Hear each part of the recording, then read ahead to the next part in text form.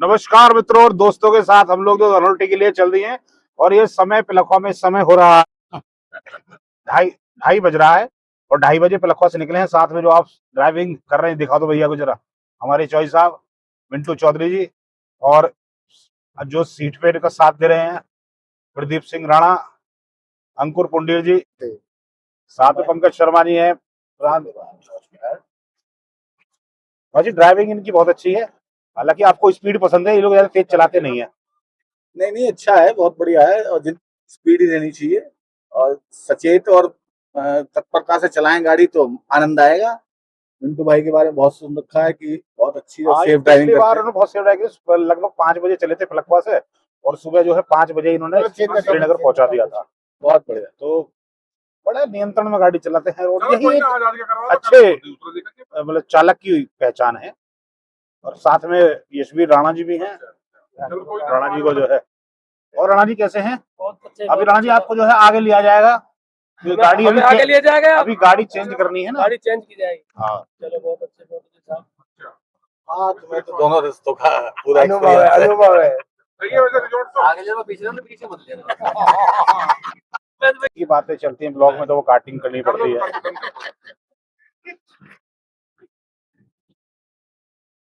यहाँ से डासना से हम लोग चढ़ेंगे और डासला से चढ़ने के बाद अनुमान जो इन्होंने बताया है पहुंचने का 4 घंटे बताया है, तो हनुमान चालीसा का पाठ करें।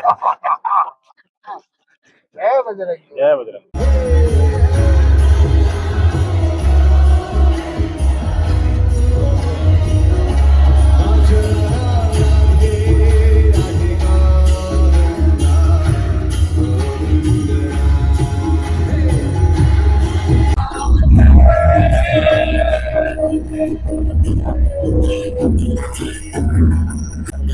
और इस भक्तिमय माहौल में सफर की शुरुआत करी है और दोस्तों के साथ हम निकल रहे हैं धनौल्टी के लिए। अब यहाँ से दिल्ली जो देहरादून एक्सप्रेस वे पे हम लोग यहाँ से चढ़ गए हैं। पूरा गाड़ी का जो अंदर राधे में हो रहा है।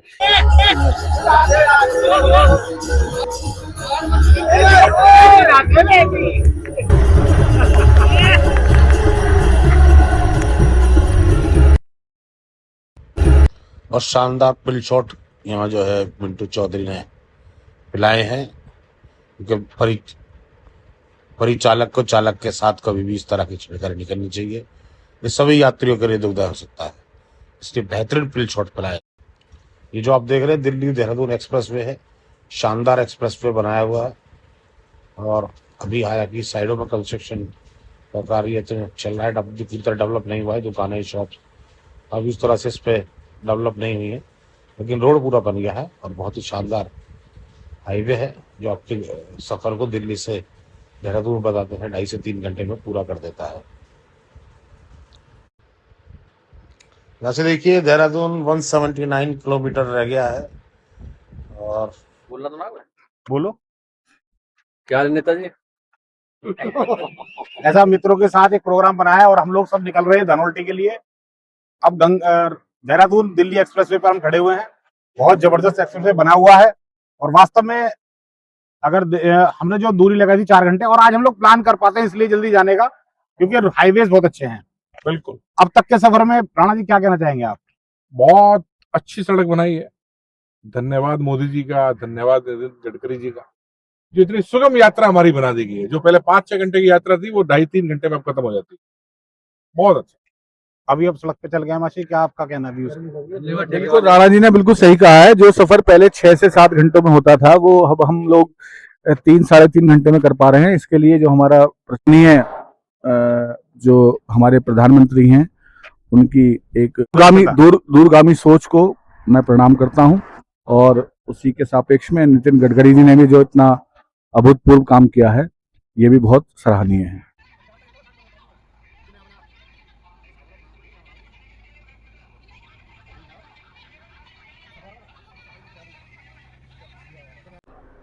तो हम लोग जो है यहाँ एक रेस्टोरेंट है, आपको दिखाता हूँ, यहाँ चाय के लिए रुके हैं, चाय पियेंगे। छोटी सी अभी यहाँ व्यवस्था इस तरह की यहाँ है नहीं, उस तरह की टेम्परेरी व्यवस्था यहाँ करी गई है। और अभी कंस्ट्रक्शन चल रहा है इस हाईवे पे, और ये जो हाईवे आप देख रहे हैं तो आप नजदीक है यहाँ से। उसके बाद जो है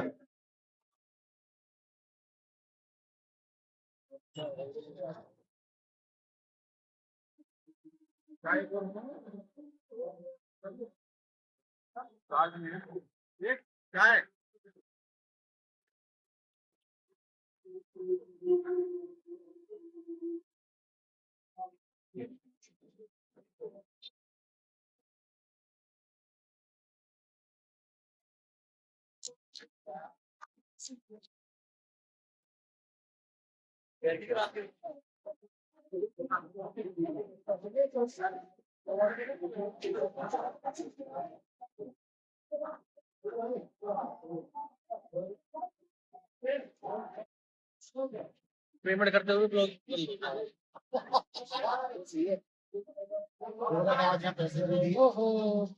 ये हो गया।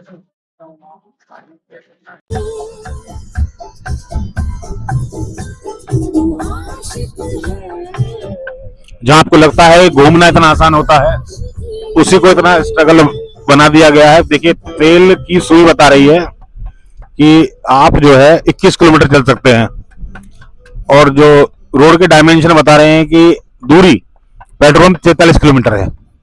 इसलिए घूमना बड़ा कठिन विषय है भाई साहब। पुणे एक बार कश्मीर में भी ये दोहराया जा चुका है, लेकिन वहां 5 किलोमीटर रह गया था। लेकिन ये बड़ी चुनौती हमारे सामने है। और चूतियों से नहीं लड़ पाएंगे, इतना ही बोल पाऊंगा मैं अभी के लिए, क्योंकि किलोमीटर 16 बचे हैं और हमारी पटना निश्चित है। बहुत को और देखिए इतने जागरूक लोग इस गाड़ी में हैं। जैसा कि अभी गडकरी जी ने कहा था कि इथेनॉल से गाड़ी चलेगी, तो ये इथेनॉल का पंप ढूंढ रहे हैं। नॉर्मल पंप तो कहीं निकल चुके हैं। बस इस पे आपका क्या मतलब, इतने गुणकारी लोग। देखो, एक गुणकारी लोग होते हैं, इनसे ही भविष्य का निर्माण होता है। जी जी जी जब आप देखिए, जब कुछ भी नहीं था, बैलगाड़ी से लोग चलते थे, तो उसके बाद विचार आया जी जी कि भाई ऐसी कोई चीज होनी चाहिए कि बैलगाड़ी, बैल बेचारा परेशान हो जाता है, तो फिर साइकिल का निर्माण हुआ। साइकिल में पेंडल मारने पड़ते थे, जी जी तो भैया पेंडल मारने पड़ते हैं, तो उसको, तो इस तरह से क्रिएटिव लोग हैं। अब ये पेट्रोल डीजल इन चीजों से ऊपर जो उठ चुके हैं ये। अब देखिए, समझ के विचार बड़े सुंदर हैं। नहीं भाई, जो देखो भाषा है वो भाषा, आप कोस कोस पे पानी बन रहे, 3 कोस पे पानी, तो इसमें हम क्या कर सके हैं। अभी आपने भैया ने अभी सुबह सुनाया, एक प्रसंग सुनाया, जब लोग सुबह ये मतलब ब्रेकफास्ट कर रहे थे, तो वहां एक छोटी सी घटना हुई, तो उसमें हमारी जो भांजी वो बोली, तो भाषा का पुट है वो तो आपको आएगा, उसे आप छोड़ नहीं सकते, ये आपके डीएनए में है। ये बात सच है। इससे कोई टीचर का, इंजीनियर का या किसी नेता का कोई मतलब नहीं। नेता तो देखो देश के हाँ, ये बात है।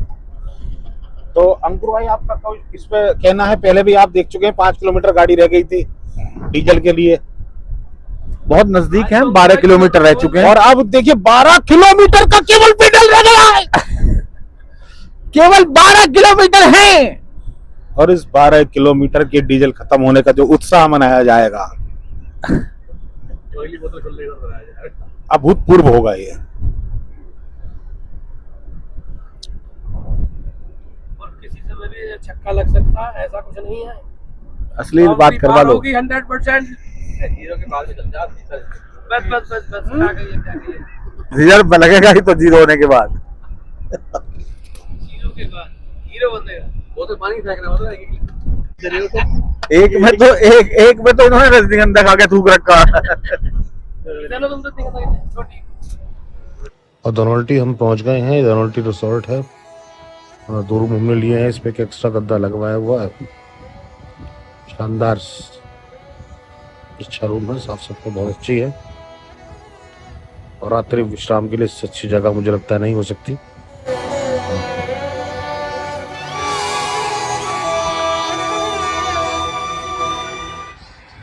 ये देखिए सुबह का व्यू ऊपर दिखाता हूँ बालकनी से, कितना जबरदस्त है। पीछे बहुत गहरी खाई और पीछे इतनी बड़ी वादियाँ आपको दिख रही होगी। सुबह ब्रेकफास्ट करने के बाद अब हम लोग यहाँ से निकल रहे हैं। कल रात जो धनौल्टी हमने स्टे करा, और अब धनौल्टी से सुबह हम टिहरी डैम के लिए हम जा रहे हैं। और जो टेम्परेचर इस समय यहाँ लगभग रात टेम्परेचर 16-17 का था, अभी यहाँ टेम्परेचर लगभग 20 का है। बहुत अच्छा मौसम यहाँ पर है इस समय है। देखिए टेंट मार दीजिए। कहाँ लग गया? तुम घूम रहे बहुत देर से। ये खड़े रहिए। पहली वैसी लगी हुई थी। ये जो आप देख रहे हैं टीरी लेक इसे बोलते हैं, और वाटर बोटिंग के लिए यहाँ पर बहुत दूर दूर से लोग आते हैं, सैलानी आ रहे हैं। और यहाँ पर एक पीछे भोजन की भी अच्छे छोटे छोटे रेस्टोरेंट, छोटी छोटी दुकानें बनी हुई है। यहाँ से आप वाटर कर सकते हैं। यहाँ सैलानी जो है वाटर बोट का ऊपर पहुँच गए टीरी डैम को देखने के लिए, क्योंकि नीचे से अलाउड नहीं है जाना। ऊपर से एक पॉइंट बना हुआ है, व्यू पॉइंट, जहाँ से आप देख सकते हैं। देखिए ये है टीरी डैम, जो कि एशिया के सबसे बड़े डैमों में इसकी गिनती होती है। 260.5 इसकी जो ऊंचाई बताई जाती है। और हम टीरी से वापस चले हैं तो लगभग 15 किलोमीटर दूर चलेंगे तो चंबा आएगा। चंबा के बाद ये 10 किलोमीटर आगे की जगह है, जो एक ये होटल बना हुआ है। इसका जो चारों तरफ का भी है, पहाड़ियों के बीच में होटल बना हुआ है। इसने शाम को छत पे जो है गद्दे लगवा दिए। इसका अलग आनंद आ रहा है। बहुत ठंडी ठंडी हवा यहाँ पे चल रही है। शानदार मौसम, बहुत सुहावना मौसम है। हल्की हल्की सर्दी ठंड है। और ये स्विमिंग पूल भी इसकी प्रॉपर्टी में ही है। ये पीछे आप देख रहे हैं कि बागानी किसानी लोग कर रहे हैं छोटे छोटे। और देखिए ये 2 सोफा कम बेड है। एक सोफा का बेड अंदर है, बेड है, ये बालकनी है, किचन इसके अंदर है। शानदार, बहुत ज़्यादा सफाई इस रूम में है। और अगर आप 4-5-6 लोग हैं तो आसानी से 5-6 लोग आते हैं तो ये पूरा आप ले सकते हैं। बहुत ही शानदार है। जिसकी इसका पीछे का व्यू बालकनी से कुछ पहाड़ियाँ हैं और एक छोटी सी ये देखिए जगह दिख रही हो, एक झील छोटी सी यहाँ से जा रही है। उसके अंदर बिल्कुल साफ पानी है। और रात्रि बहुत समय गुजारने के लिए हमने एक गेम शुरू करा है। आपको कमेंट में बताइएगा कि ये कौन सा गेम है। आज जी ने कर दी है गेम की शुरुआत, और अंकुर भाई भी निकाल रहे हैं। जी बिल्कुल, देखा जाएगा। नजर बना के देखिएगा, इसमें पहली नजर। और बंटी भाई ने उंगली करके इसमें से एक गोटी और निकाल दी है। ये ही उंगली करके निकाला जाएगा। इसी तरह से 58 की घटा। आशु जी पहले ही चुन लेते हैं कि कौन सी गुट्टी निकालनी है। उन्हें बहुत समय पहले कर लेते हैं। राणा जी का पुनः नंबर आ गया है। मिंटू भाई ने बहुत जल्दी से अपनी गुट्टी निकाल दी है। ये नहीं है, हाँ इसे कर दो, ये निकाल सकते हैं। बहुत ही बढ़िया, शानदार। भैया बंटी आपकी बार साइड से प्रयास कर रहे हैं और उसे निकालने में पूरी तरह सफल। दोबारा से फिर से चांस आगे मिलता है। ये साइड की गोटी बढ़िया लूज हो रही है, इसे निकाल देते हैं। ये हटाइए, पकड़िए भाई साहब। इसी पहले ही चुन लेते हैं कि गोटी कौन सी निकालनी है। बहुत जल्दी से निकाल के एक तरफ रख देते हैं। ये हटी है। राणा जी का पूरा नंबर। और इस समय गेम फंस चुका है। कुछ ही बहुत जबरदस्त मीटिंग है। ये नहीं, ये नहीं, ये ही, अरे ये भी नहीं। इधर से लेता होगा, ये भी नहीं। ये अबे क्या, अबे कैसा हो गया? अबे ये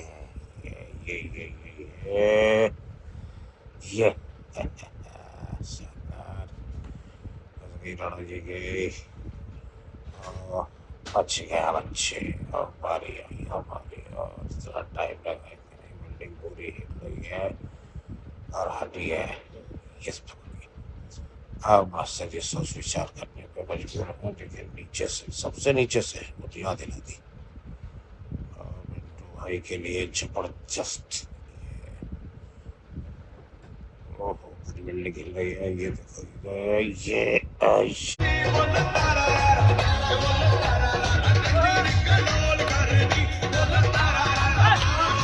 पहली सो रहे हैं। सुबह का खूबसूरत नजारा जो हमारी बालकनी से रुक के दिख रहा है आपको। और आप देख रहे हैं कि सूरज की जो किरणें पड़ रही है उससे पहाड़ पे पड़ रही है। तो ये आप देख रहे हैं पीछे इसका व्यू है बालकनी में। और जो पीछे दिख रही है वो छोटी सी नदी है, यहाँ से जाती है जो। बहुत ही सुहावना मौसम है। और शायद आपको सुनाई ना दे रहा हो, लेकिन मुझे लगता है चिड़ियों की चहचहाहट भी आपको सुनाई दे रही होगी। ये इससे पीछे का व्यू है।